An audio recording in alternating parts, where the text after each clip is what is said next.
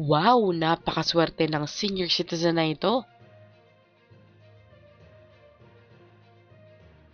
Alam niyo po ba na isang senior citizen mula sa lalawigan ng Tarlac ang pinakabagong nadagdag sa listahan ng mga milyonaryong nanalo sa Philippine Charity Sweepstakes Office or PCSO matapos mapanalunan ang 15,840,000 pesos jackpot ng Super Lotto 649 noong January 13, 2026.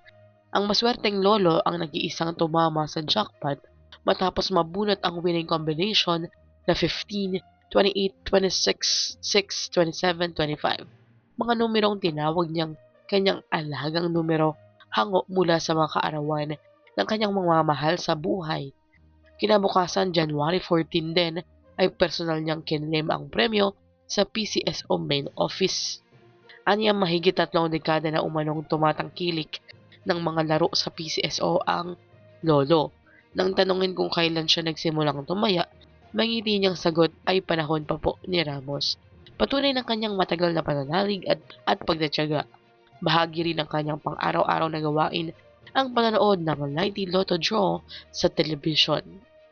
Sa kabila ng malaking panalo na natiling mapagkumaba at grounded ang lolo, ibinahagi niyang umaasa siya sa tulong pinansyal ng kanyang mga anak sa pang-araw-araw, kabilang ang pambili ng lotto ticket.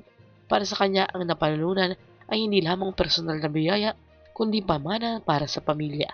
Ang napanalunan ay ipapamana na lamang sa mga anak, aniya bilang pagtitiyak sa kinabukasan at seguridad ng kanyang mga mahal sa buhay. Kaya naman, congratulations po!